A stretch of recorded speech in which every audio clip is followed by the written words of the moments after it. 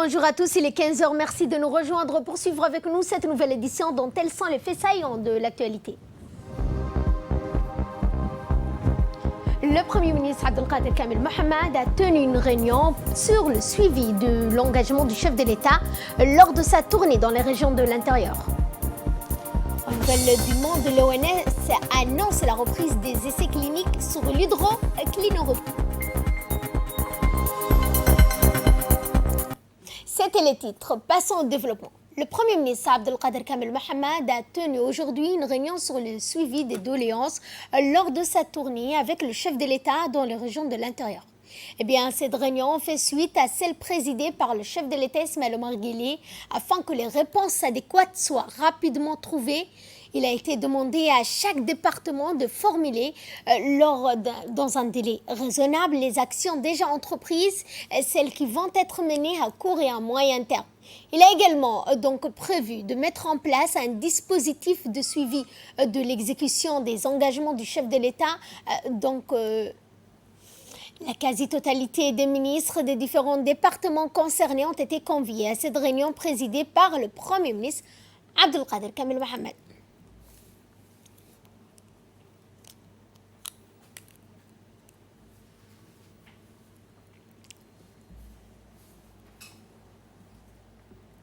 Et comme chaque jour, place au point de presse quotidien du secrétaire général du ministère de la Santé sur l'état d'évaluation du Covid-19 dans notre pays.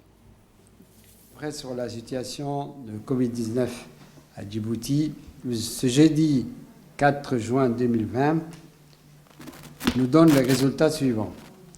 1274 tests réalisés, 119 personnes sont détectées positives, 49 cas sont déclarés guéris et nous n'avons pas de décès signalés.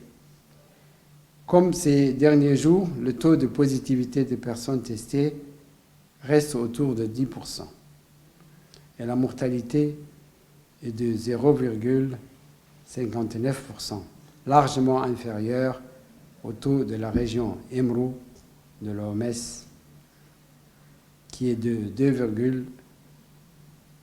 2,4%. Djibouti faisant partie de cette région. Pour ce qui est du bilan global, nous avons 33 492 tests réalisés depuis le début de l'épidémie, 4 054 personnes sont positives, 1685 personnes sont confirmées guéries. Au total, depuis le début de l'épidémie, nous avons 26 décès. Nous rappelons aussi à la population que le numéro 1517 est à leur disposition. Il faut qu'ils continuent à appeler en cas de symptômes ou de demande d'informations complémentaires. Je vous remercie. Restez vigilants, protégez-vous et protégez les autres. Social, cette fois, la ministre des Affaires sociales et des Solidarités, Mme Mouna Ousmane Adan, a reçu ce matin dans son cabinet Mme Stéphanie Davio, chef de mission du bureau de l'Organisation internationale des migrations à Djibouti. À cette occasion, il a été procédé à un état des lieux de la coopération entre la ministre des Affaires sociales et des Solidarités et l'Organisation internationale des migrations pour discuter des perspectives de leur développement. Également dans l'actualité, le ministère de l'Agriculture, de l'Eau, de la Pêche et de l'Élevage, chargé des ressources halieutiques, a octroyé ce matin à l'Office de la voirie de Djibouti 25 motociternes de 1600 litres pour faciliter l'entretien et l'arrosage des arbres que mène l'Office dans la capitale, mais aussi dans les régions de l'intérieur. Les clés de ces motociternes ont été remis au directeur adjoint de l'OVD, M. Mohamed Nour Mahmoud, et cela durant une cérémonie qui a été faite à l'intérieur de la base technique de l'OVD, située au quartier 6, en présence du directeur de l'agriculture et des forêts, M. Mokhtar Mahmoud, remplaçant, donc, en rappelant que ces motociternes vont jouer un rôle important dans le développement de l'espace vert de Djibouti.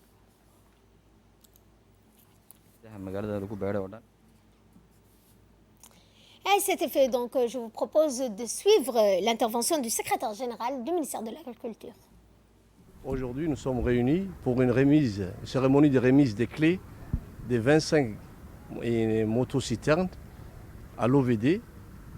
Ces motociternes ont été acquis sur fonds propres de l'État et vont servir aussi bien pour l'arrosage des plantations d'arbres de la ville de Djibouti que les 5 régions du pays. Donc les 25 motociternes sont là, ils sont d'une capacité de 1600 litres et ça va permettre de soulager aussi bien l'OVD que les autres institutions chargées de l'entretien et de l'arrosage des arbres qui font l'embellissement de nos régions et de la ville de Djibouti. Voilà l'objet de cette cérémonie et ces clés ont été remis, les 25 motociternes ont été tous remis à l'OVD et une partie va être gardée, une dizaine vont être gardées à l'OVD et le reste vont être distribués dans les 5 régions de l'intérieur. Comme vous savez, le président de la République nous a donné une feuille de route claire. Il faut que l'année 2020 soit une année de plantation d'arbres massive dans l'ensemble du pays. Le 16 octobre dernier, nous avons lancé la campagne de plantation de 100 000 arbres. Nous continuons cette année aussi pour essayer de planter le maximum d'arbres aussi bien à Djibouti-Ville que dans les 5 régions du pays. Merci. Et le chef d'état-major général des armées, le général de corps d'armée Zakaria Cher Ibrahim, a reçu ce matin le général de division Michael Turello, commandant descendant de la force opérationnelle interarmée pour la Corne Afrique. Pour une visite d'adieu, l'occasion de mettre en lumière les relations de coopération, de partenariat stratégique entre les deux armées. C'était aussi l'occasion pour introduire le nouveau commandant en chef de cette force opérationnelle interarmée pour la Corne de l'Afrique, le général de division Lapta Flora.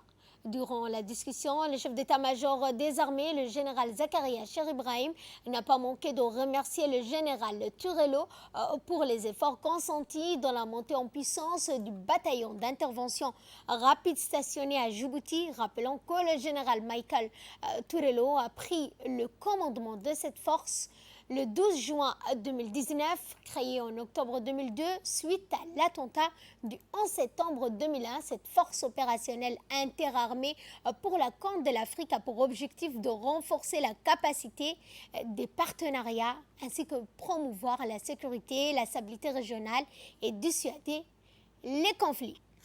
Et nous allons au Bakou. L'agence américaine pour le développement international, l'USAID, a remis des équipements de fourniture de bureaux à l'association ADO, partenaire du projet PRECAD.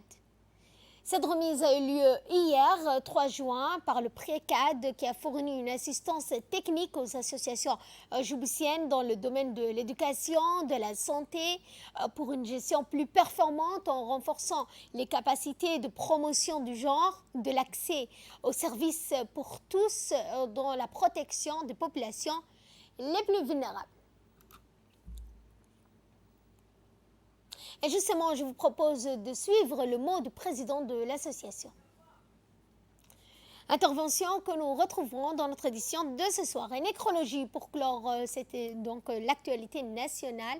Nous avons le regret d'annoncer le décès de feu Hasna Boulhan Bor, qui est décédé hier à l'hôpital Pelletier. La défunte née en 1940 à Djibouti laisse derrière elle 3 enfants, 6 petits-enfants et 4 arrière-petits-enfants. Elle était la tante paternelle de notre collègue Mohamed Aden Dihito, employé de la RTD. Nous adressons nos sincères condoléances à la famille de la défunte et implorons le tout miséricordieux de l'accueillir dans son paradis éternel. Inna lillah wa inna ilayhi raji'un.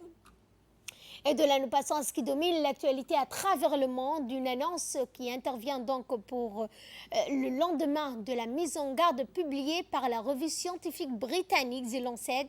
Elle reconnaît que l'OMS donc reconnaît l'importance des questions que subissent au sujet de l'étude publiée dans ses 12 pages le 22 mai et compte ainsi l'alerte des lecteurs. Dans la foulée de sa parution, de nombreux chercheurs avaient exprimé leurs doutes sur la méthodologie et les données utilisées. La France, le professeur Didier Raoult, défendeur sur le traitement de base d'hydroxychloroquine pour lutter contre le Covid-19. Le recours à cette substance a été interdit à la suite de cette publication, un traitement controversé que le président américain Donald Trump a lui aussi utilisé à titre préventif, selon le médecin de la Maison-Blanche. Selon l'OMS, plus de 3500 patients seraient à ce jour inclus dans les essais menés pour le compte de l'organisation, tous les traitements confondus dans une trentaine de pays. Et en Libye, donc, les forces du GNA annoncent avoir repris l'aéroport international. Les forces fidèles au gouvernement d'union nationale ont annoncé hier soir avoir entièrement libéré l'aéroport international de Tripoli, une annonce qui fait suite à de violents combats qui ont eu lieu durant plusieurs jours autour de ce lieu. L'offensive contre l'aéroport lui-même avait été lancée mercredi matin par les forces fidèles au GNA, aidées par les drones turcs et les mercenaires syriens. L'aéroport encerclé est très vite tombé et les forces de Khalifa Haftar se sont retirées vers le sud. Depuis le 26 mai dernier, les forces fidèles au gouvernement d'union nationale enchaînent les victoires avec la prise de l'aéroport de Tripoli. Voilà, c'est tout pour ce journal. Merci à vous de l'avoir suivi. Excellente journée, mais surtout donc protégez-vous, protégez les autres, portez des masques et une distanciation qui s'avère être donc primordiale pour sauver des vies.